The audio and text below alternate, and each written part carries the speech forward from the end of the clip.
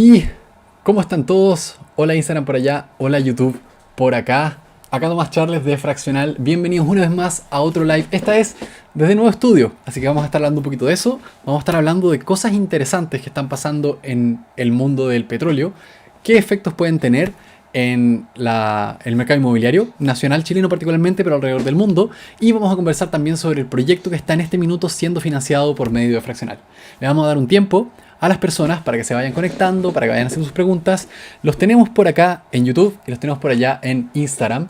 Y estoy súper atento a cualquiera de sus dudas. No duden, por favor, en interrumpirme, hacerme preguntas. Estoy leyendo sus preguntas allá frente a mí.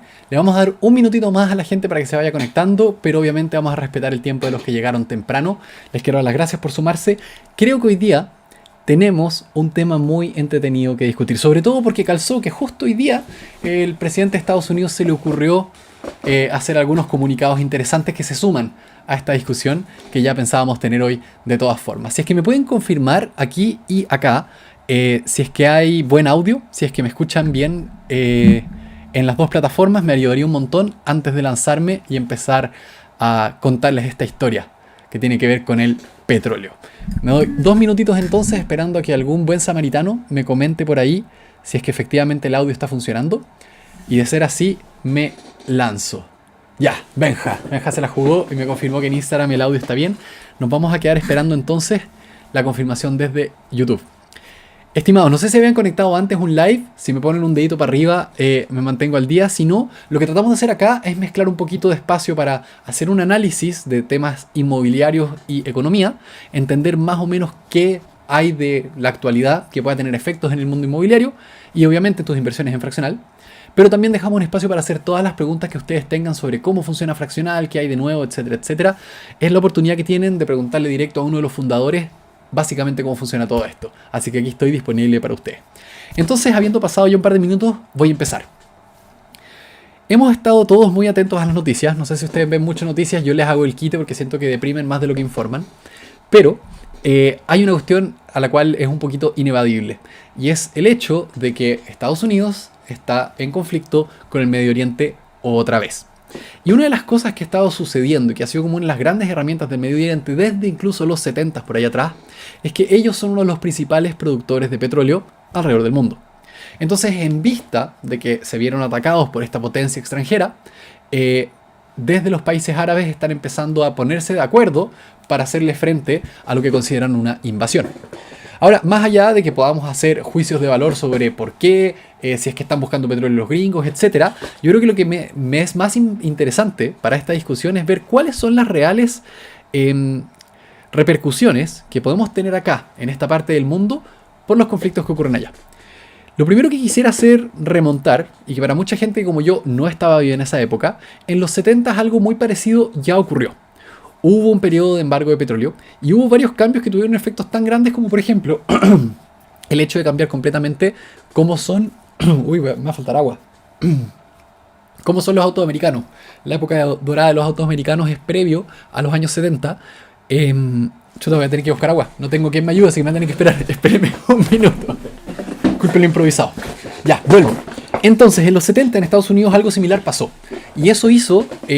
tuvo repercusiones en la calidad de los autos americanos hasta el día de hoy. Yo creo que hasta hoy día los autos americanos no han tenido de nuevo la misma calidad que tenían antes y el renombre que tenían en esa época. Entonces, ¿cuáles serían las reales repercusiones que tendría un conflicto como este hoy día en Occidente? Justo en el peor momento me traiciona la garganta. Mil disculpas. Bueno. Resulta que hace una semana, la semana pasada creo, ya notamos que la bencina en Santiago subió. Y eso es básicamente lo más evidente que uno ve cuando este tipo de conflictos empiezan. Empieza el problema, empieza a subir el valor del petróleo y la lógica de todas las personas es, bueno, hay un conflicto en el país que produce, por lo tanto, sube el precio de la bencina. Pero estoy aquí para contarles que esto no es tan simple como parece. ¿Cómo es que funciona entonces este tema? Resulta que lo que hemos visto hoy día como el aumento del valor de la bencina, nace principalmente por el hecho de que subió la bencina y el petróleo a nivel global, pero por sobre todo que se eliminó un subsidio que mantenía la bencina bastante estable en Chile en particular. Pero tenemos que acordarnos además que no solamente la bencina sube por sacar el subsidio, sino que la bencina sube a nivel global en todos los países porque particularmente en el conflicto en Irán se bloqueó el estrecho de Hormuz. Para los que no saben mucho de cómo se ve este mapa, hay un ángulo pequeño entre, lamentablemente no puedo compartir pantalla acá en Instagram, pero entre África y la parte de los países árabes hay un pequeño estrecho donde pasan la mayor parte de los barcos que traen petróleo desde ahí. Y las rutas de esos barcos son muy importantes. El estrecho de Hormuz entonces queda controlado por las potencias árabes para poder mantener, por así decirlo, un arma mucho más potente en el conflicto con Estados Unidos, que no necesariamente es un arma de destrucción, sino que es un arma económica, que le pone presión a Estados Unidos para dejar de estar metiéndose en el país de ellos allá al otro lado. Esta arma es efectivamente poder controlar ese estrecho y evitar que salgan estos barcos con el petróleo. Entonces, una vez más, uno dice, perfecto, los barcos ya no pueden salir de ese sector, se quedan atrapados y por lo tanto hay menos petróleo disponible. Y por lo tanto sube la bencina en países como Chile. Ahora, lo interesante es pensar cómo se mueve el petróleo. No sé si alguna vez han visto un barco de estos tanqueros de petróleo. Son gigantescos, son tan grandes, y también si es que han andado alguna vez en un bote o un barco, sabrán que los barcos no tienen frenos. Los barcos frenan principalmente por la inercia del agua. Dado que son tan grandes estos barcos no pueden andar muy rápido, porque si no frenarlos sería prácticamente imposible. Entonces estos barcos se mueven más o menos, y como los que leyeron quizás el blog que redacté hace poco, a la velocidad de una bicicleta, ¿ya? Entonces imagínense ustedes lo difícil que debe ser salir por el estrecho de Hormuz, darle vuelta por debajo de Sudáfrica a todo ese continente, salir cruzando hacia el mar Caribe, meterse por el estrecho de Panamá, irse hacia el sur por el frente de Ecuador y Perú y llegar a Chile con algo de petróleo. Esa es básicamente la ruta principal que toma el petróleo para llegar acá. Ahora calculen hacer toda esa ruta que describí. En el caso de Estados Unidos puede ser la misma ruta para llegar a California, una ruta saliendo desde las Bahamas hacia el norte para llegar a la costa este de Estados Unidos, etc. Eso implica que cada país tiene como una, por así decirlo, con esta bomba económica, una onda expansiva de una velocidad distinta, ¿ok? Entonces cuando empieza el bloqueo del estrecho Hormuz, este corte del supply, del suministro de petróleo, empieza a avanzar desde el centro del estrecho de Hormuz alrededor del mundo a la misma velocidad que los barcos. Entonces, si ustedes se ponen en el lugar del barco que está saliendo desde allá para llegar a Chile, a la velocidad de una bicicleta, se podrán imaginar que esa bicicleta todavía no llega. Y por lo mismo, los barcos que todavía vienen bloqueados y esa como falta de petróleo disponible, la verdad es que no ha llegado ni a Estados Unidos ni a Chile todavía. Se esperaría que los barcos que debieron haber salido cuando se hizo el bloqueo del estrecho, debieron asimismo haber llegado algo así como, o deberían llegar algo así como entre el 15 y el 20 de abril. Esa es la fecha, en una semana más aproximadamente, en que estarían llegando o deberían haber llegado barcos que no van a llegar. En todo este momento previo que hemos estado viviendo este conflicto, todavía vienen llegando los barcos que ya habían salido antes del bloqueo puntual. Entonces, lo que estamos viendo hoy día en el... Ah, mira, alguien me dice Rodrigo en YouTube. Qué bueno que participen de YouTube, me hace muy feliz. Rodrigo pregunta, hola, ¿y qué tan cierto es que Chile le compra a Argentina y Brasil, Estados Unidos es productor y no le compra a Medio Oriente? Muy buena pregunta. Voy a llegar a eso, Rodrigo, en muy poco tiempo más. Déjame terminar la idea entonces, porque lo que dice Rodrigo es muy cierto. No todo el petróleo del mundo viene de allá. Pero quiero dejar plantada la idea de estos barcos que se están moviendo a la velocidad de una bicicleta alrededor del mundo, lentamente intentando llegar a los lugares que necesitan petróleo. Entonces, la pregunta es, ¿por qué entonces subió la bencina? Si todavía están llegando barcos que salieron cuando todo estaba más o menos normal. Y la respuesta es que el mercado del petróleo es mucho más interconectado de lo que uno piensa. Entonces, ¿cómo funciona esto? Todo el petróleo del mundo, por un sistema que se conoce como el petrodólar, que mantiene más o menos un amarre entre el mercado de petróleo y el dólar americano, hace que se trance por un mismo mercado. En ese mercado hay países que compran grandes cantidades de petróleo, los mantienen en reservas porque se sabe que es un activo muy importante para las distintas economías. Y de ese total de petróleo que se transa, algo así como un quinto, es decir, el 20% de todo el petróleo del mundo viene desde esa región. Entonces, cuando tú cortas ese canal, ese estrecho de Hormuz que tanto salen las noticias, algo así como un 20% del total del petróleo que va a dar vueltas por el mundo queda cortado. Pero eso no es el 100%. Hay otros países, los mismos venezolanos, Estados Unidos produce harto petróleo, China produce petróleo, etc. Pero muchos de ellos producen menos de lo que consumen ellos mismos. Y aunque venden, porque a veces está más cerca vender desde Texas a México que llevar desde Texas a Alaska, igual tienden a ser países más consumidores de lo que son productores. Y hay algunos países alrededor del mundo que viven de su petróleo, ¿cierto? Dicho eso, entonces, sí, es verdad. Países se compran petróleo entre ellos, pero sumando y restando, una vez que estos barcos dejan de llegar a los lugares que tienen que llegar, va a haber un 20% menos de petróleo de lo que hay hoy día. Entonces seguimos en esta lógica. ¿Por qué sube el precio si los barcos siguen llegando? Y resulta que en este mismo mercado existe otro jugador que no es necesariamente un país o una empresa que necesite petróleo, son especuladores. Como en todo mercado, hay personas que no necesitan el activo subyacente, no necesitan tener el departamento, ¿cierto? No necesitan tener la empresa, solo necesitan tener participación en ellas para hacer una movida de valor intermedia. Eso es un especulador. No necesariamente vamos a decir que eso es malo, suena como el especulador es malvado, no necesariamente, es alguien que hace negocios comprando barato y vendiendo caro. Lo que hacen estos especuladores, la verdad es que en el mercado de futuros de petróleo puede ser incluso útil, porque lo que logran es estabilizar la variabilidad. Lo mismo que pasaba en Chile, que se le critica ahora al gobierno por haber sacado los subsidios que permitían mantener estable el valor y que cuando subía mucho se subsidiara y cuando bajara se pagara extra, es básicamente lo que hacen los especuladores en el mercado de petróleo. Entonces, cuando el petróleo se sabe va a ser escaso en desde Medio Oriente, porque se abrió un conflicto, los especuladores inmediatamente empiezan a apostar más por el petróleo, porque pueden suponer que el petróleo va a ser escaso y por lo tanto más valioso en el corto plazo. Por lo mismo, el aumento en el precio del petróleo fue inmediato. Incluso si es que los barcos siguen llegando, incluso si es que la cantidad de petróleo disponible va a seguir siendo la misma por un mes, los especuladores ya se están adelantando a los hechos y están empezando a recortar la cantidad. Eso permite que la estabilidad del precio sea más continua, porque incluso si el precio tiende a bajar, los mismos especuladores van a hacer la operación contraria, permitiendo que esto se mantenga más o menos estable en el tiempo. El problema es que esto no es constante, no es para siempre, dura un rato, es una sola bala. Y eso es probablemente, no puedo adivinar, pero probablemente uno de los motivos por los cuales uno ve que Trump está posteando todos los días, no, se va a resolver la cosa, todo va súper bien, estamos en negociaciones, probablemente mañana terminemos el conflicto porque no estamos saliendo con la nuestra, etcétera, etcétera. Lo que está haciendo la Casa Blanca con esas comunicaciones, en mi opinión, es tratar de darle señales de control de la situación a los especuladores, de manera de poder controlar el precio. Es más, si uno mira el horario en el que Trump postea cosas como el conflicto se está resolviendo, uno ve inmediatamente bajas en el valor del petróleo. ¿Y qué es? Son especuladores que están diciendo, este problema se acabó, el petróleo no va a subir tanto como creíamos, vamos a vender. Una bala. Y esa bala se ha estado ocupando continuamente, pero esa bala se va a gastar. Va a llegar un punto en que los especuladores ya capturaron la subida de valor y posiblemente no hagan las ventas que quieren hacer para capturar ese valor. Es decir, compraron hoy día y vendieron mañana, ganaron su 20% porque subió 20%, pero eso eventualmente se puede terminar. Y queda un segundo detalle.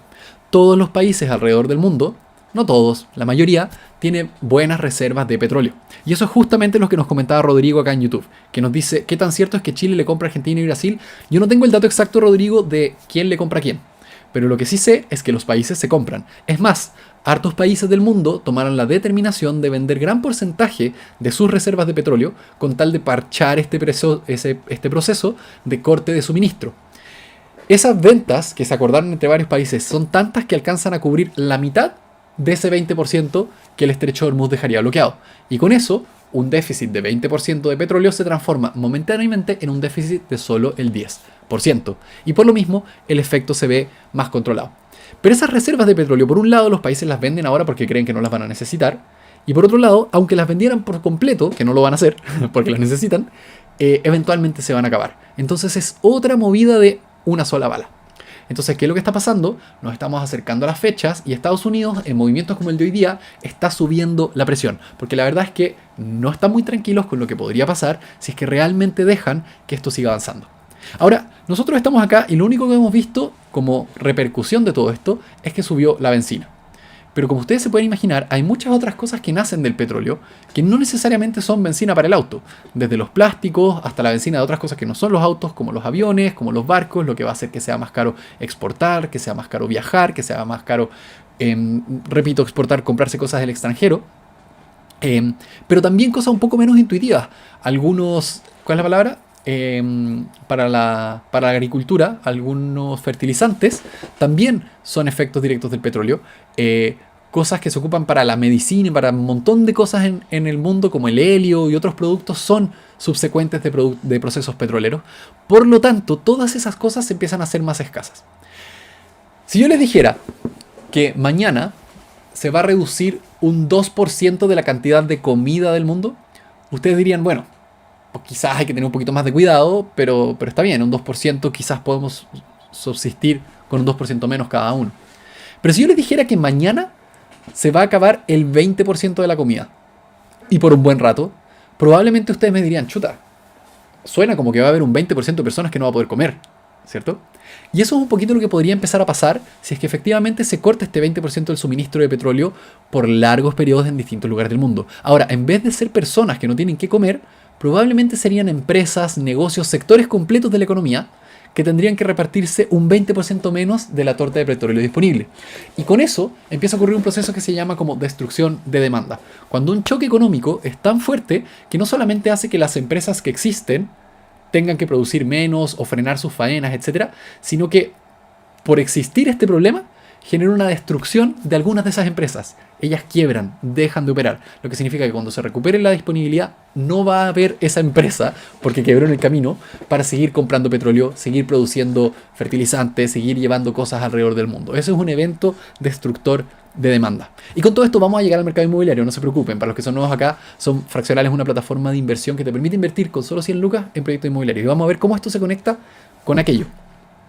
Entonces lo que podemos ver es que cuando los barcos dejan de llegar, ya estos efectos como que subió la benzina, pero eso es todo lo que ha pasado, no hay ninguna fila, no hay grandes subidas de precio en otros sectores de la economía, es temporal. Y uno se empieza a preocupar qué pasa cuando no llegan los barcos. Y la verdad es que podemos preverlo, pero no necesariamente vamos a predecir, sino que podemos ir directamente a mirar qué es lo que está pasando en los países que están más cerca del estrecho y que ya les debieron haber llegado barcos. Tengo anotado por acá un torpedo para que no se me pierda. Denme un segundito. Ejemplo número 1. En Sri Lanka ya están diciendo que los miércoles tienen que cerrar las escuelas. Los niños no van al colegio los miércoles. ¿Por qué? Porque así la gente se queda en la casa. En Sudáfrica, que está mucho más cerca de esta crisis, ya se están haciendo filas para poder comprar benzina y se están haciendo cortes programados de electricidad para evitar el colapso del sistema. Los países que están cerca del estrecho de Hormuz ya están tomando medidas públicas para evitar el gasto excesivo de petróleo, porque no saben cuándo va a llegar el siguiente barco. Y ese es el gran problema. Y nosotros en Chile estamos literalmente últimos en la fila. Acuérdense, imagínense un mapa mundi. El mapa mundi tiene, no sé para el lado de ustedes, no sé si están en espejo o no, pero desde mi lado tiene a África por acá abajo, Europa aquí arriba, todo esto es China, China con Rusia, Japón, etc. Y hacia acá, cruzando todo el océano, está América del Norte y América del Sur. La ruta es por el sur de África, por el centro de América, por Panamá y principalmente hacia abajo. Puede haber otras alternativas, puede llegar algo de petróleo directo a Buenos Aires o a Brasil y pasar por tierra hacia Chile. Hay cambios, pero el punto es que a medida que esta onda expansiva de barcos que no llegan se va expandiendo y no le llega primero a los países cercanos, ¿cierto? Como hacia el sur de India, luego no le llega al sur de África, un poquito más adelante ya no le llega a China, no le llega a Rusia, y la competencia por el poco petróleo que va quedando va a ir aumentando y aumentando. Si esto sigue avanzando y no se resuelve, sigue avanzando esta ola que ahora empieza a tocar el resto de Europa, a España ya no le llega petróleo, sigue avanzando, ya no está llegando petróleo ni a Japón, ni a la costa este de Estados Unidos, y eventualmente llega a tocar a países como Chile, que somos los últimos en la fila. Mientras eso ocurre, posiblemente sigan subiendo las bencinas. Y creo que ayer salió en las noticias que se esperaba un nuevo aumento de 80 pesos en la bencina para las próximas semanas. Eso principalmente responde al mercado, llamémosle como bursátil, del petróleo. A medida que Sudáfrica se queda sin petróleo, este 80% de petróleo disponible, que ellos ya no tienen acceso al primer 20% porque está muy cerca del problema, ellos van y tratan de pelearse por lo que queda de petróleo que no está llegando a nosotros. Y a medida que esa burbuja va creciendo y va tocando países más grandes que Sudáfrica, como les decía recién, China o Rusia, que les va a llegar el problema antes que a Chile, China y Rusia sí que van a poner plata para comprar petróleo. Ellos sí que tienen necesidades grandes, sobre todo China con su capacidad industrial. Acuérdense, este no es petróleo solamente para echarle benzina al auto, es petróleo para hacer básicamente todo. Entonces lo que vamos a ver si es que esto no se resuelve y se alarga el problema y las amenazas de Trump hoy día, que decía que hoy día a las 8 de la noche iba a dejar la tendalá en esa región, con tal de desbloquear este lugar del estrecho de Hormuz, lo que vamos a ver entonces es que debería seguir subiendo la benzina también, pero deberían empezar a no estar disponibles cosas como ciertos productos que por su precio va a ser más difícil exportar. De repente ese producto no podría estar en el supermercado. No digo que estas cosas van a pasar, son cosas que podrían ocurrir si es que esto no se resuelve y esperamos que se resuelva lo antes posible. Pero lo que quiero llegar es que las repercusiones pueden ser mucho más tardías. Y además pueden ser mucho más diversas de lo que creemos. Puede ser mucho más caro viajar, puede ser mucho más caro comprar cosas que de repente tú decías no tiene nada que ver. ¿Por qué el papel confort está más caro? Es porque el papel confort se mueve en un camión y el camión tiene que pagar más benzina y la benzina no está llegando, etcétera, etcétera. Y en el peor de los casos podríamos vernos en situaciones similares a los que tienen los países más cercanos al estrecho de Hormuz, que es que sinceramente el Estado dijo, cabros, vamos a tener que hacer algo parecido a lo que hacemos nosotros con la restricción vehicular en invierno cuando hay mucha contaminación. Posiblemente ciertos autos tengan, creo que en Australia, no sé si se hizo ahora o se hizo en una crisis anterior, tú solamente podías ir a la bencinera si es que tu patente terminaba en cierto número. Entonces los lunes las patentes terminaban en 0, los martes en 1 y así sucesivamente. Se turnaban para poder echar benzina, justamente para controlar que la gente fuera en masa a comprar toda la benzina de las bencinerías. ¿Cómo se relaciona entonces todo esto? Que suena muy dramático, que ojalá no pase, pero que podría seguir avanzando para generar un verdadero problema macroeconómico que hoy día está controlado. ¿Cómo le pega esto entonces al mundo inmobiliario? Yo les decía que cuando esto sigue avanzando y no se controla, llega un punto en que se transforma en un problema destructor de demanda. Y la destrucción de la demanda son empresas que están fallando porque no son capaces de producir el bien o servicio que producían al nuevo costo de la materia prima, ¿ya? Un ejemplo como evidente, hoy día en Fraccional, los principales costos tienen que ver con desarrollo de software, pago de personas.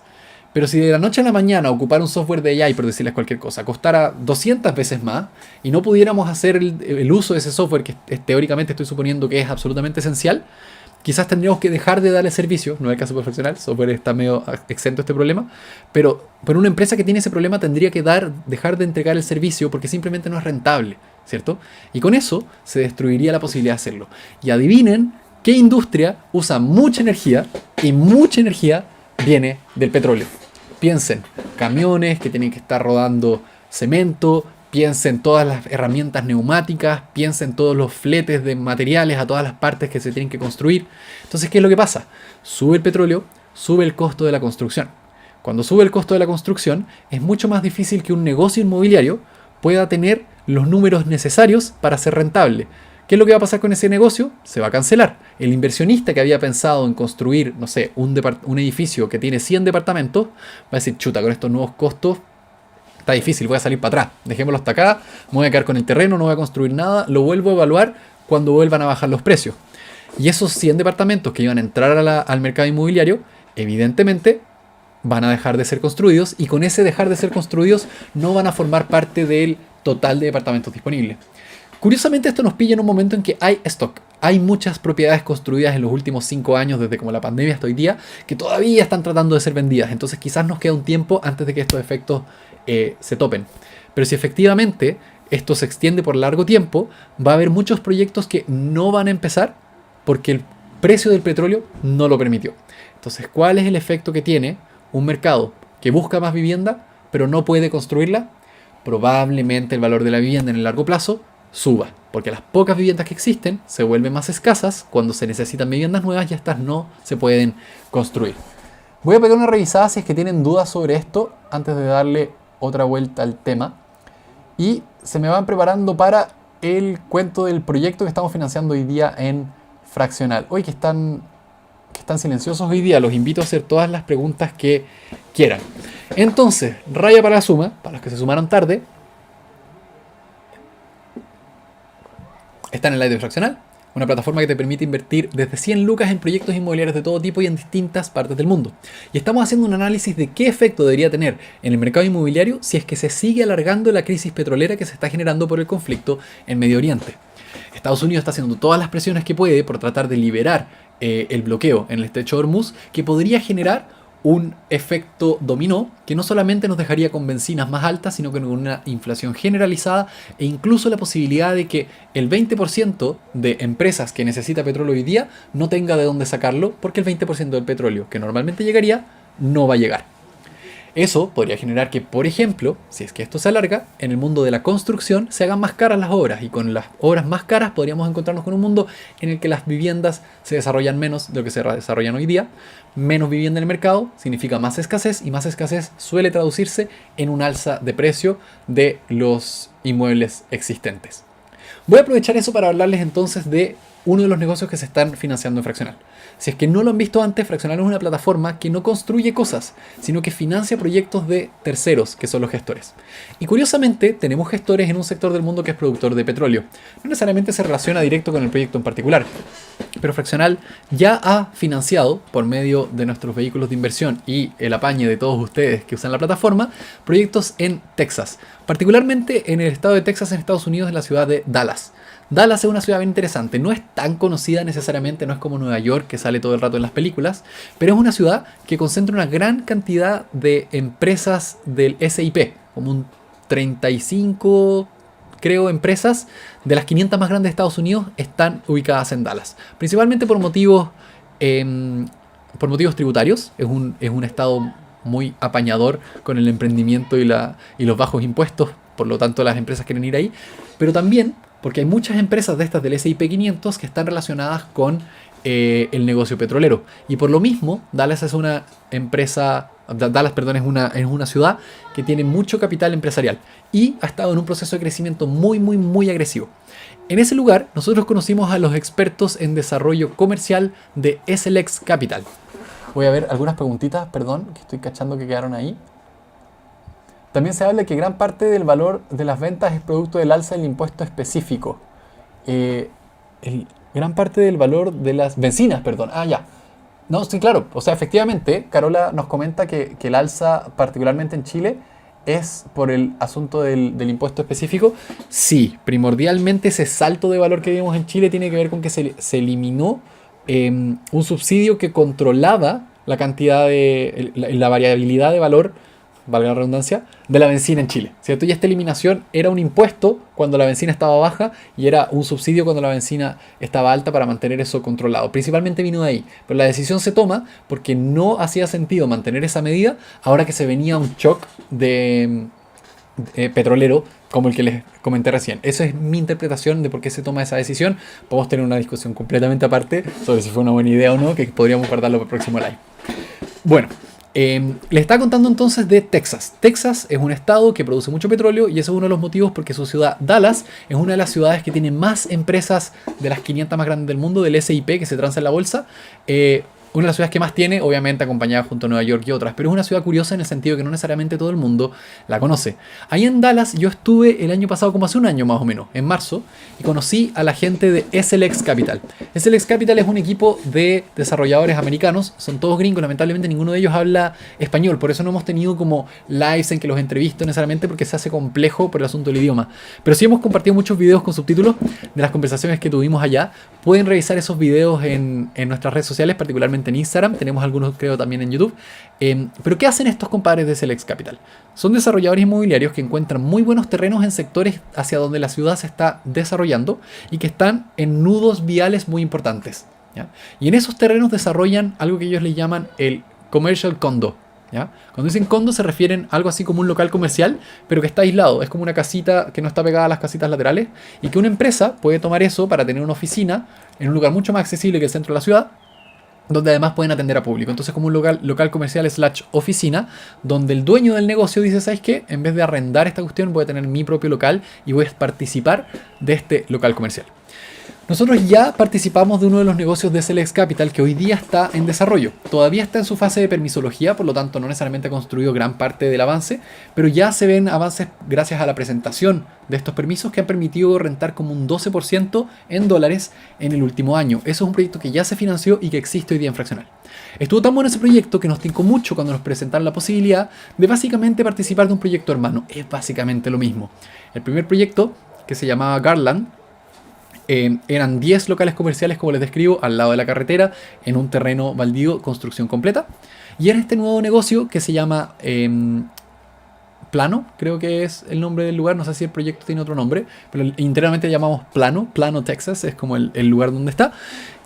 En este caso van a ser 12, si no me equivoco. 12 locales comerciales que se construyen con obviamente apalancamiento financiero y nosotros estamos proponiendo la posibilidad de participar con hasta $110.000, es decir, algo así como unos 110 millones de pesos de participación que nos abrieron como espacio para entrar a este negocio. Es una participación chiquita, este es un negocio que se hace como con 6 millones de dólares, pero como a ellos les gusta el modelo fraccional, nos invitaron a nosotros, a todos nosotros a participar. ¿Cómo funciona entonces esto? Nosotros creamos un vehículo de inversión. Es una sola sociedad americana que va a participar del negocio de ellos directamente. Esa sociedad es representada por Fraccional, pero ustedes tendrán derecho económico proporcional de acuerdo a cuánta plata inviertan. Y se puede invertir desde 100 lucas. Entonces, ¿cómo se gana plata acá? Participas de esta sociedad se hace parte del proyecto para construir estos locales comerciales y venderlos. El plazo del proyecto creo que son 2 años, si no me equivoco. Revísenlo ahí en la página web, se ven los detalles antes de invertir. Y la expectativa de rentabilidad, después de que considerar las comisiones de administración, etcétera, mandar las lucas, todo lo que cuesta construir este vehículo, es de alrededor de un 18% de tasa interna de retorno. ¿Vale? La TIR, acuérdense que se mide de una manera específica, pueden ver más información en Fraccional. Pero esa es nuestra expectativa. Ese es el rango esperable, puede ser más, puede ser menos, no lo podemos garantizar, pero sí confiamos mucho en la capacidad de SLX Capital de tener un negocio exitoso. El negocio primero que hicieron de estos, que yo lo conocí personalmente y hay videos de mí estando parado ahí, que se terminó antes de que pudiéramos conocernos con los chicos de SLX, rentó un 28% en TIR. Un 28%, que al aplicarle todos los costos relativos de invertir desde Chile y el vehículo, probablemente habría significado un 23% para los fraccionistas si es que hubiéramos participado. Que ese proyecto fuera bien no es ninguna garantía de que este también va a ir bien. Siempre en el mundo de las inversiones es un asunto de confianza y uno tiene que confiar que efectivamente le va a ir bien al proyecto. Ahora, ¿cuáles son los motivos por los que nosotros confiamos que eso va a ser así? Principalmente porque es un proyecto no muy largo. Segundo, no son muchas unidades que vender. Tercero, han demostrado la capacidad de producir proyectos de este tipo y tener buenas rentabilidades. Ellos no solamente están haciendo este proyecto, hacen ese en simultáneo varios más. Y nos parece que es un equipo muy profesional. Ustedes pueden ver en la web, si se meten al perfil del gestor del proyecto, quiénes son Pete, quién es Asham, que son los gestores de este asunto. Ir a su LinkedIn, conocerlos, entender lo que han hecho antes, meterse a la página de SLX y saber todo lo demás. Estoy viendo las preguntas que me llegan desde acá de YouTube. Denme un segundito para terminar de contarles sobre este proyecto y les voy a responder. Lo mismo por acá. Tenía todo el chat súper arriba, así que si que me hicieron una pregunta no lo vi. Ya. Sí, Alonso, voy a contarles de las promesas también. Dame un minutito. Cierro con SLX y sigo. Mira, ahí la Fer nos confirma que hay videos de ese viaje a Texas en el perfil de Fraccional. Esos videos son súper entretenidos. Si los quieren ver, cuento las historias de Texas. Esa es la ciudad de historias de Texas. Las historias de Dallas. Esa es la ciudad donde murió Kennedy. Entonces estuve en el lugar donde se puso el francotirador, que es un museo hoy en día. Cosas bien interesantes que hablan un poquito de la cultura de la ciudad, por qué es como es y por qué sería un buen negocio. Y justamente eso me lleva al otro argumento. Más allá de que SLX como desarrollador sea muy, muy profesional, muy buenos, tenemos mucha confianza en ellos y yo personalmente creo que va a ser un muy buen resultado. Además de eso, es una ciudad que está en alto crecimiento en términos de plusvalía. Mucha gente se está yendo a vivir a Texas porque es uno de los países más amistosos con las empresas. Entonces muchas empresas se están yendo para allá. SpaceX, Tesla se están viniendo de California donde hay muchos impuestos, se están yendo a Texas y con ello mucha gente que trabaja de alto poder adquisitivo se va a esa ciudad y está empezando a crecer mucho. Hoy día ya es una conurbación entre Dallas y Fort Worth, que son una sola y tienen, creo, si no es es uno de los 3 aeropuertos más grandes de Estados Unidos. Entonces es un hub de conexión internacional. La gente se va a sus negocios a Nueva York, vuelve a Dallas. Un mundo, los gringos son un mundo. Muy interesante proyecto, conózcanlo en la plataforma. Ya se financió la mitad, lleva una semana arriba y ya la mitad está financiada. Va quedando un poquito más, así que estén atentos para no quedarse fuera. Esperamos poder tener otro como ese muy pronto, pero dependemos de que estos chiquillos terminen el primero y avancen a los que siguen. Entonces me preguntan por acá. Se puede preguntar por todo lo fraccional, Patricio. Obvio, Patricio, pregúntame todo lo que quieras, para eso estoy aquí. Tengo hasta las 8, así que nos quedan 25 minutos todavía para responder todas las preguntas que tengan. En el orden que las vi, me preguntan por acá, ¿el índice de fraccional compra fracciones del mercado secundario? Sí y no. ¿Qué es el índice? ¿Qué me está preguntando Rodrigo? En fraccional, además de tener múltiples proyectos, entendemos que a algunas personas les puede tomar mucho tiempo ver cada uno de los proyectos, no están atentos a todos los lanzamientos y después dicen, pucha, quería participar de este proyecto pero no pude. O quiero invertir, me interesa mucho fraccional, me interesa el mundo inmobiliario particularmente, pero la verdad no tengo idea en qué, no sé cómo elegir el proyecto. Eso era muy típico, especialmente para inversionistas primerizos que estaban probando la plataforma. Entonces dijimos, ¿por qué no armamos algo que sea un poquito como la lógica de los ETF de la bolsa? No es lo mismo, normativamente son cosas distintas. Armamos los índices. Los índices aprovecharon el hecho que fraccional siempre tiene participación en todos los negocios de fraccional. A veces por cosas operativas, permitir reinversión. Siempre fraccional es bueno que tengamos una pequeña participación en todos los proyectos. Entonces aprovechamos eso y disponibilidad en el mercado secundario, como me pregunta Rodrigo, para amalgamar un solo proyecto que contiene fracciones de todos los demás. Y al participar con 100 lucas en ese proyecto, estás repartiendo tus 100 lucas en todos los proyectos de la plataforma de manera más o menos proporcional al tamaño de cada proyecto en la plataforma. Entonces representa la rentabilidad de la plataforma en términos generales. A medida que se van liberando nuevos proyectos, tenemos que tomar participación en ellos con el índice y venderla por medio del índice. Y a medida que fraccional va cobrando sus fees de administración que se hacen por medio de dilución de todos los proyectos, se van liberando también el índice. Entonces todos los meses se pueden esperar algo así como entre 10 y 30 millones de liberación de índice donde tú puedes participar y comprar un pedacito de este índice que representa toda la plataforma. Hay veces, Rodrigo, en que el índice tiene poquito de un proyecto en particular. Por ejemplo, en los locales comerciales ocurre mucho. Los locales comerciales son la patada en fraccional. A todo el mundo le gustan y cuando se liberan, ¡pum!, se los compran así de rápido. Entonces, los índices es difícil a veces lograr agarrar espacio en esos locales comerciales y cuando se libera algo, hacemos lo posible por agarrarlo primero. No hemos querido que sea automático, nos parece que es como pasar por encima de las personas, entonces estamos súper atentos, cuando se libera hemos tratado de comprar y con eso efectivamente el índice puede participar del mercado secundario. Pero ¿por qué le doy tanta vuelta al asunto? No es que va y compra a tontas y a locas, el índice no puede llegar y comprar todo lo que se vende en el secundario porque lo que terminaría pasando es que todo lo que la gente quiso dejar ir por ese motivo se concentraría en el índice. Entonces el índice solo compra sí, solo sí le falta porcentaje de ese proyecto para equipararse con el porcentaje de la plataforma. Entonces la respuesta es sí, el índice compra en el mercado secundario por medio de fraccional, pero no necesariamente es una cuestión a pedido o automática o porque alguien dijo cómpremelo, es simplemente porque se necesita una participación en ese proyecto y esa participación no está, por lo tanto uno va una vez al mes, lo hacemos desde fraccional y le damos la participación que corresponde. Sigo con la pregunta de Instagram y los dejo a todos invitados a hacer todas las preguntas que quieran sin tapujos. Alonso Fila, perdón, está medio lejos el teléfono, no, ni veo, estoy viejo ya. Me dice, hola Tomás, ¿cómo estás? ¿Podrías contarnos un poquito del proyecto de las promesas de compra en San Joaquín? Gracias. Ya, Alonso me pregunta por un proyecto muy específico. Para los que no saben, Fraccional permite participar de múltiples proyectos de múltiples categorías. El hecho de que nosotros seamos una plataforma que junta a inversionistas con proyectos, que los proyectos son gestionados por un gestor, valga la redundancia, nos permite a nosotros participar de Airbnbs, promesas de compraventa en que se compran baratas y se esperan vender caras más adelante, parcelas, desarrollos en Texas, desarrollo en flippings en Madrid, estoy pensando, etcétera, etcétera, etcétera. Sin que nosotros tengamos que saber hacer flippings en Madrid o construir locales comerciales en Texas, porque nosotros operamos como el intermediario que te permite a ti invertir por 100 lucas en los proyectos de ellos. En ese sentido, él está hablando de un proyecto en particular, en que la inmobiliaria activa nos presentó la oportunidad de comprar promesas, de promesar 5 departamentos, si no me equivoco, bastante baratos en la comuna de San Joaquín. Esos 5 departamentos se pagó un 20% de cada uno, completando algo así como 100 millones de pesos de inversión, eran 3.000 UF, con la intención de venderlas al cabo de 3 años, cuando el proyecto estuviera completamente construido, a una persona que efectivamente quisiera quedarse con esos departamentos. Resulta que mientras se construía este edificio y avanzaba este proyecto, a la inmobiliaria se le presentó la oportunidad de venderle el edificio completo a una empresa de multifamily. Y evidentemente, como ellos tenían algunas unidades promesadas, tenían que gatillar alguna... ¿cuál es la palabra? Cuando un documento tiene una... se me fue la palabra. En fin, cláusula. Esa es la palabra que estaba buscando, cláusula. una cláusula de liberación que le permitía a la inmobiliaria rescindir estas promesas y devolver la plata, básicamente. Esto ya fue notificado a todas las personas que participaron del proyecto y se les informó que se haría la devolución. Además, nosotros estuvimos hablando con la inmobiliaria activa, que son, llamémosle, amigos de Fraccional, hemos financiado varios proyectos juntos, les gusta mucho el modelo y estamos evaluando también negocios futuros con ellos, así que ningún problema. Nos dijeron, oye, les vamos a devolver la plata, pero nosotros dijimos, ya, pero además de la plata de las promesas, se gastó plata en constituir la sociedad, se gastó plata en contabilidad, etcétera, así que me gustaría pedirles que ese retorno de capital fuera las promesas más esa diferencia. Y estuvieron bastante abiertos a hacerlo y se acordó eso. Ahora, el proceso de devolución no es inmediato.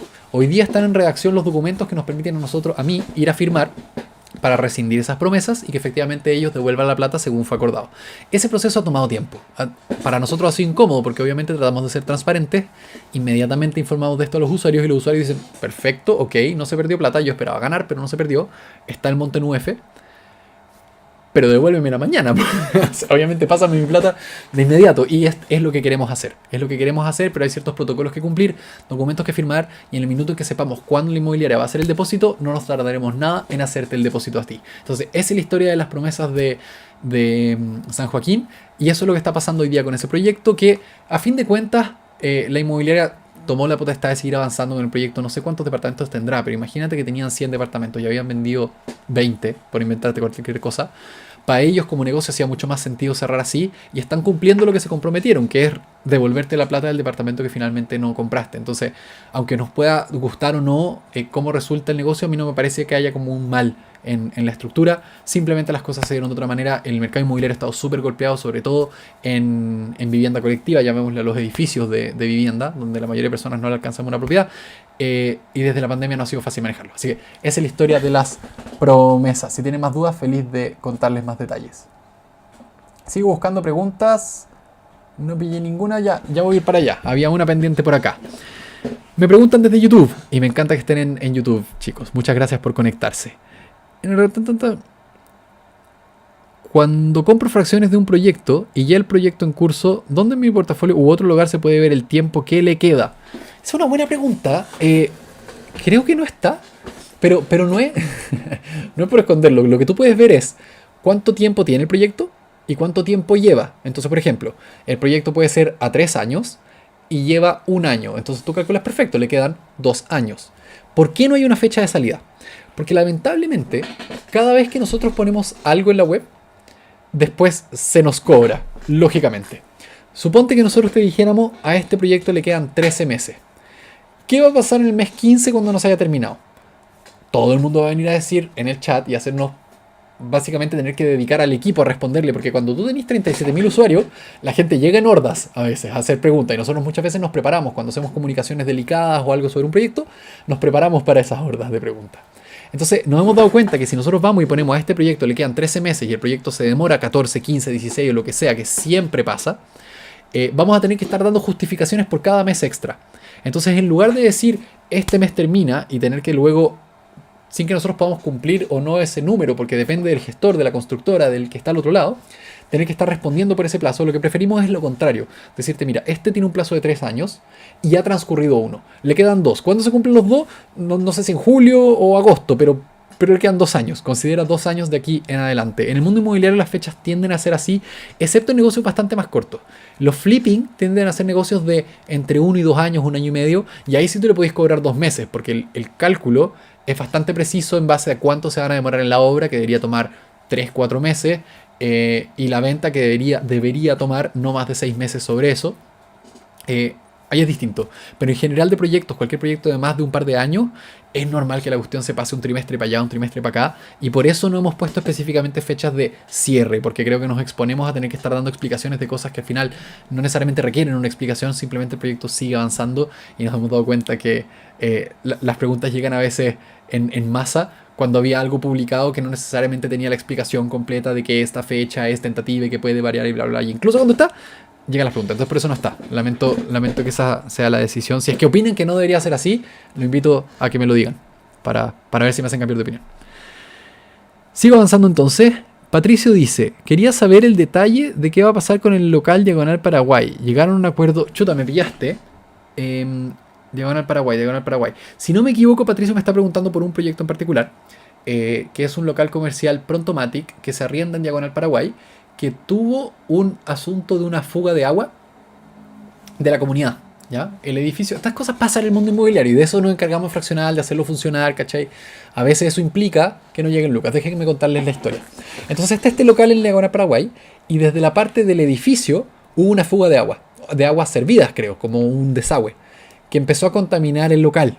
Entonces, como el local básicamente olía a caca, la gente del Prontomatic dijo: no puedo traer a mis empleados para acá, no puedo trabajar, así que no voy a seguir yendo hasta que se arregle. Ahora, nos dijeron a nosotros, porque claro, tú tenías un problema en la propiedad y tú le decís al propietario: oye, Fraccional, arréglame esta cuestión.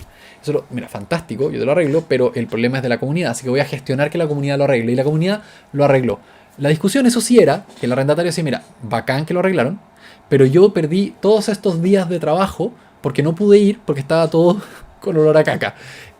Razonable desde su punto de vista, en términos contractuales no es correcto, el contrato no dice que ellos puedan atribuir a eso un descuento en la renta, pero en vista que es un arrendatario bueno, que está ahí hace tiempo, etcétera, llegamos al acuerdo que se descontarían 3 días de ese arriendo, un mes de 30 días, se le iban a descontar 3 a modo de reposición por los días que ellos no pasaron. Nosotros podríamos ir a cobrarle esos 3 días a la comunidad, yo creo que sería un proceso largo, que generaría más gasto de lo que generaría beneficio, pero en pos de mantener una buena relación con el arrendatario nos pareció que su propuesta era razonable. Entonces finalmente se pagó el arriendo, se descontaron estos 3 días por mutuo acuerdo y eso será parte del descuento que le llegará a los usuarios. Lamentablemente la relación entre lo que el usuario paga y lo que el arrendatario paga y lo que el usuario recibe es directa y nosotros reportamos todas esas diferencias, pero sí a veces tienen que confiar en nuestro criterio, que era mejor eso que arriesgar tener que pasar meses que ellos no pagaran, entrar en un conflicto, quitarles el arriendo, tener que poner a alguien más, pasar tiempos de vacancia. En realidad mejor dejar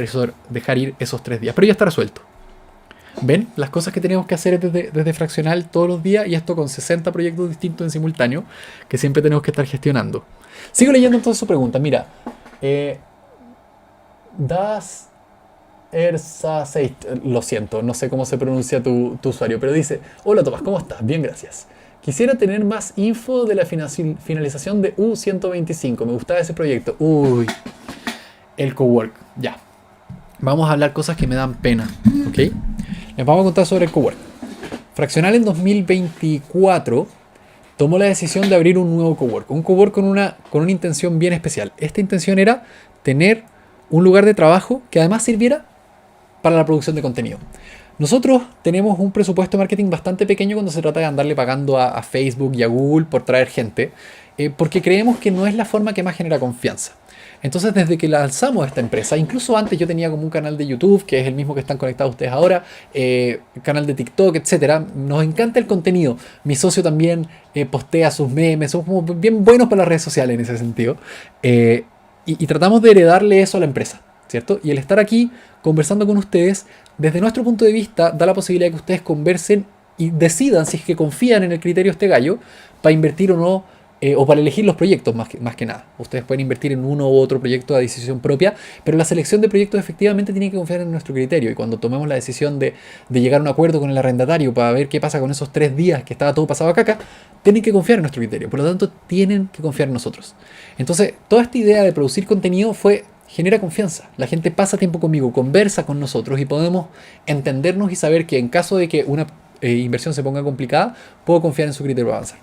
Con eso entonces dijimos, muchas empresas se pueden beneficiar de esto del contenido y creamos un cowork que, además de tener espacios de trabajo muy cómodos, tenía también espacios para grabar contenido. Dos estudios fantásticos, se grabaron un montón de podcasts muy entretenidos ahí, desde Billions, creo que se llamaba el podcast de Del Río, con los chicos de Better Plan, creo que es, Peras y Finanzas de Ackerman. Varios podcasts muy entretenidos se graban en ese cowork. Y resulta que durante el año anduvo bastante bien. Fraccional siempre pagó una parte de ese cowork por nuestros puestos. Nosotros nunca tuvimos oficina gratis, éramos parte del pago. Y el acuerdo era el siguiente: los usuarios financiaron la habilitación del cowork por algo así como 6.000 UF, si no me acuerdo, y recibían un pago de UF más 6% al año en cuotas mensuales. Nosotros tomamos 2 decisiones. Uno, la la oficina no se arrendaría a nombre de la sociedad, porque un arriendo de una oficina es un liability, se llama, es un pago que tú te comprometes a hacer, y no creímos que fuera buena idea que la sociedad U125 le debiera plata al Costanera. Nos pareció mejor que el arriendo lo tomara fraccional. Por lo tanto, el real arriendo es que los muebles y la habilitación fueron compradas con la plata de los usuarios, y esta sociedad se las arrienda fraccional con un compromiso de compra al final del periodo. Bueno, resulta que esto estaba funcionando fantástico, pero hacia finales de, creo que fue diciembre y enero, si no me equivoco. Octubre, no. En octubre nos avisaron y se fueron en noviembre una primera startup que por motivos personales dijeron, oye, vamos a ir a otra oficina, y se nos fueron como 11 puestos.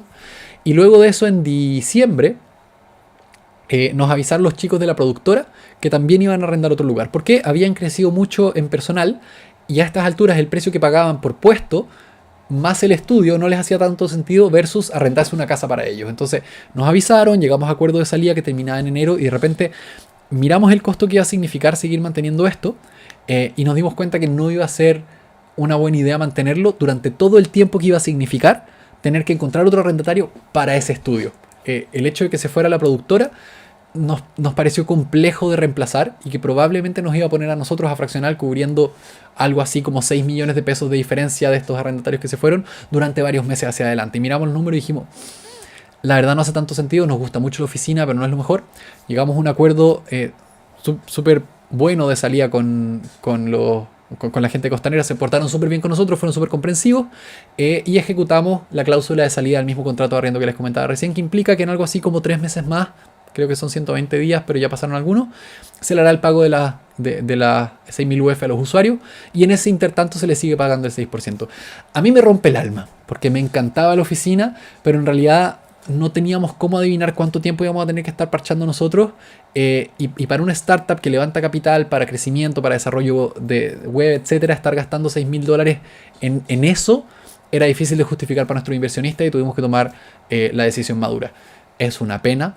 Me encanta la oficina. Hoy día está disponible para arriendo para alguna otra empresa. Nos encanta ver los videos que se ve preciosa la oficina hoy día mientras la arriendan, pero tengo que admitir que me da pena. Y el resultado para los usuarios simplemente que se les va a pagar su plata en un par de meses más, y obviamente bienvenidos a traspasar su inversión a otro negocio que les interese en fraccional. Si los podemos mantener dentro de la plataforma, cuanto mejor. Estamos tratando de encontrar algunos negocios que den una rentabilidad similar, ¿cierto? Que paguen algo así como un 6% al año. Tenemos algunos candidatos, les voy a contar más detalles más adelante, pero probablemente los haya. De acá al momento del pago probablemente los va a hablar.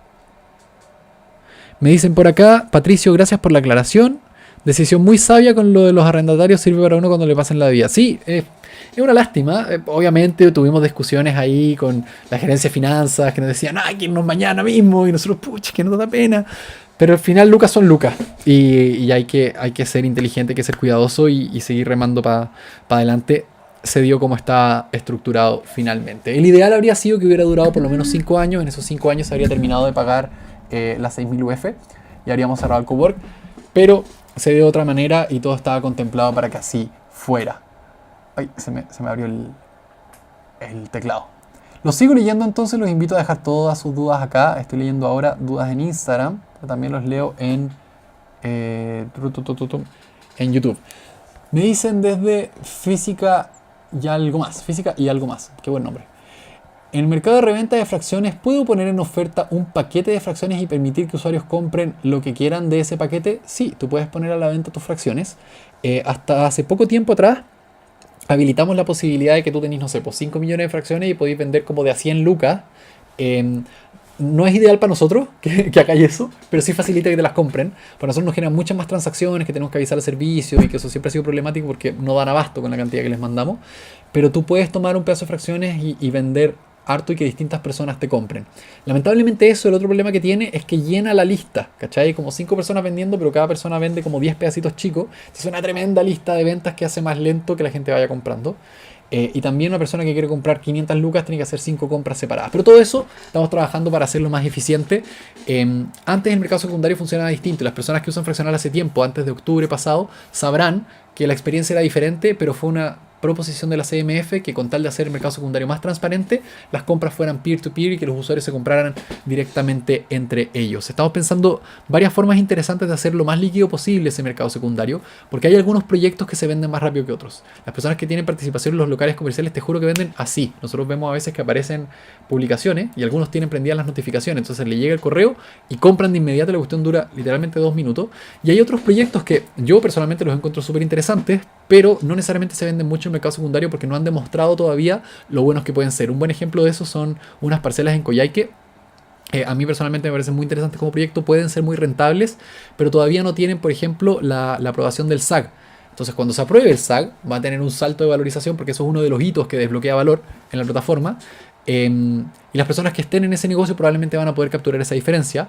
Pero como lleva mucho tiempo sin que nada de eso pase, porque se está esperando los 4 meses que fácilmente se demora, o 6, el SAG en aprobar, mucha gente lo ha visto como un proyecto poco rentable. Pero al final los negocios inmobiliarios son así. Hay algunos más rápidos, más inmediatos, más constantes, más confiables en términos de que todos los meses te pagan.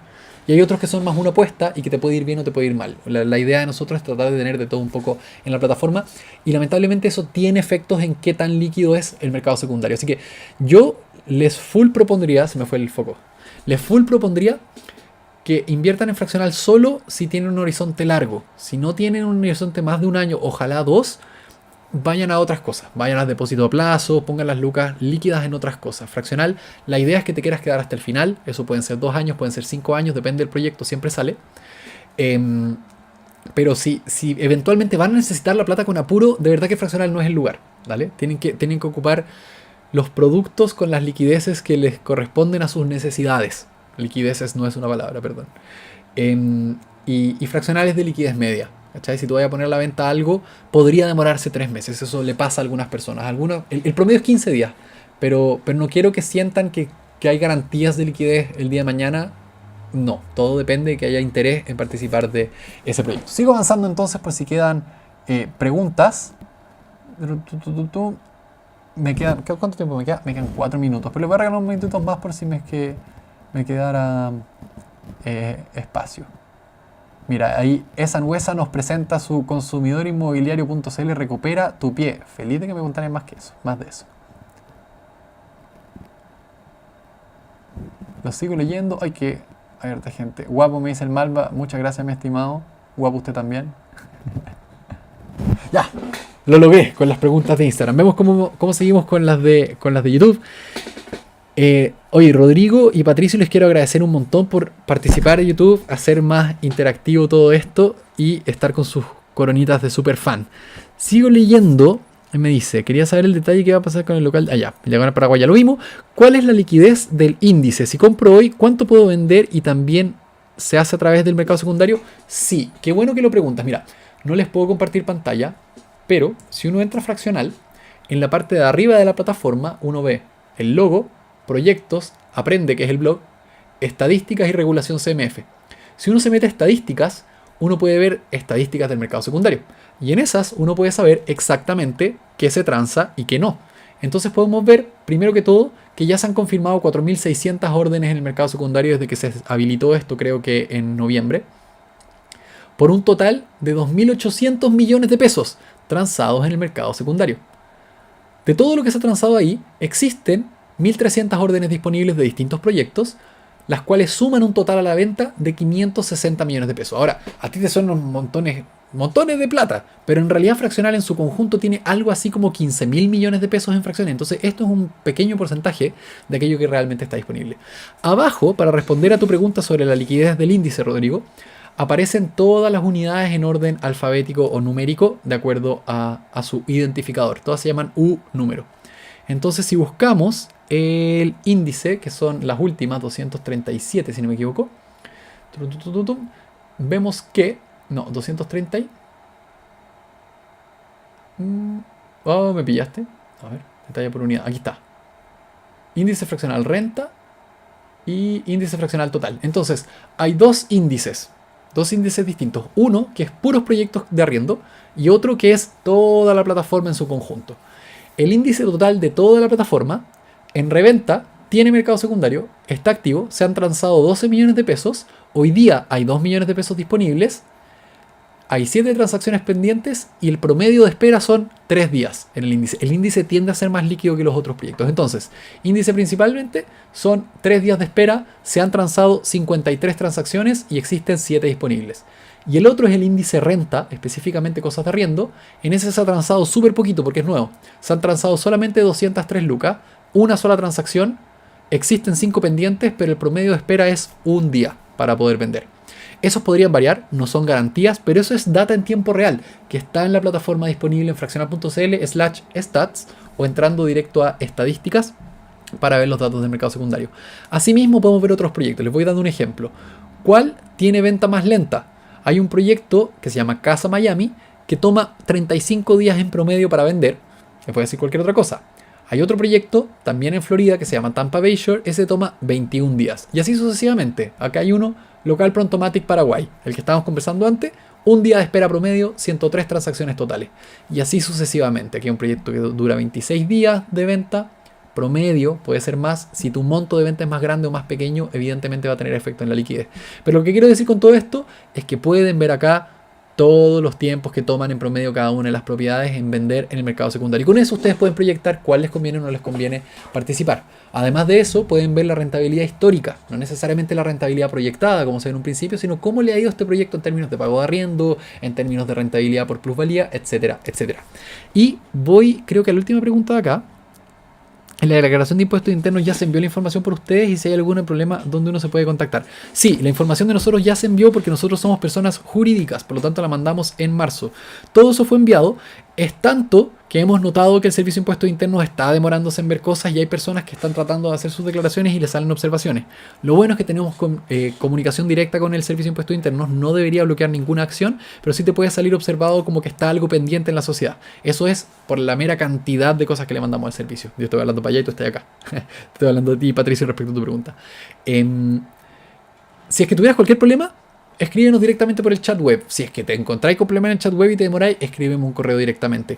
No vayan primero a mi correo, vayan primero al chat, pero si no, tomás@fraccional.cl pueden dar directo conmigo. ¿Qué estoy haciendo? Cuando alguien llega con un problema de ese tipo, les pido que me lo expliquen y los copio en la cadena en la que estoy en comunicación directa con la subdirección del Servicio de Impuestos Internos que nos están ayudando a avanzar con esto, porque ellos saben que tenemos una gigantesca cantidad de sociedades avanzando con este tema y están informados de que estamos avanzando con esto y su intención evidentemente es no generar ningún problema a nadie y ayudar a avanzar todo el proceso que no es menor, con 60 propiedades, 37.000 usuarios, cientos de miles de transacciones, porque cada transacción secundaria es una nueva transacción para el servicio, etc. Voy a revisar que nos queden entonces preguntas en Instagram pendientes. Aparentemente me quedó una... Ay, Janito, llegaste tarde, las preguntas de las promesas de San Joaquín, ya lo conversamos, pero se va a pagar pronto, está avanzando, no sé cuál es la fecha, depende del inmobiliario. Turing Diego me dice, yo creo que es necesario darle un jalón de orejas al gestor de los Airbnb. Las puntuaciones de los usuarios son muy bajas, por debajo de 4,6 espantan a los clientes. Turing Diego, me parece muy bueno tu comentario, no se me había ocurrido entrar a mirar, me voy a encargar de hacer llegar tu comentario, es verdad. Yo personalmente tengo un Airbnb en el sur, y es cierto, yo mantengo una puntuación personal, un negocio propio, de 4,9. Y no es fácil, hay que estar atento, hay que responder rápido. Y si hay un administrador que no está manteniendo esos números, a mí me parece que efectivamente no está tan preocupado de hacerlo bien. Así que yo personalmente voy a llamar al equipo, sé perfectamente quiénes son. Y les voy a comentar para que por último me dé una explicación de qué puede haber pasado. Quizás tuvieron una o dos reviews muy malas que pueden haber generado un problema. Pero me parece muy bueno, muy... ha sido tu análisis y creo que está perfecto. Me encanta que gente como tú ocupe Fraccional y se fije de eso, porque lo que queremos es que se sientan propietarios. Que ustedes digan, este departamento es mío, y si este departamento no se administra bien, no me llegan mis lucas. Así que quiero que se haga así, porque soy propietario. Eso es lo que quiero que se sienten. Me parece fantástico que te sientas así. Así que, Turín, Diego, si quieres, para darte crédito, me puedes escribir al correo que les dije, tomás@fraccional.cl, para poder tener contacto directo y dar los créditos que corresponden. Y con eso entonces vamos cerrando Instagram. Estimados, ha sido un gustazo, nos vemos la próxima semana. Estoy haciendo lo posible por encontrar el tiempo de hacer esto todas las semanas, no está fácil. Pero lo que quiero hacer es relacionar el newsletter de todos los martes en la mañana con la conversación que tendremos los martes en la tarde-noche. Veremos si es que hay algún horario que les convenga más. Feliz que me dejen ahí en los comentarios cuáles les convienen a ustedes. Entonces, Los dejo full invitados a todos. Muchas gracias a los de YouTube, muchas gracias a los de Instagram. Espero que les haya gustado y espero que no siga subiendo la benzina y que se resuelva lo del estrecho de Hormuz, porque si no, los pobres millennials nos vamos a quedar cada vez más sin casa. Chao, chao.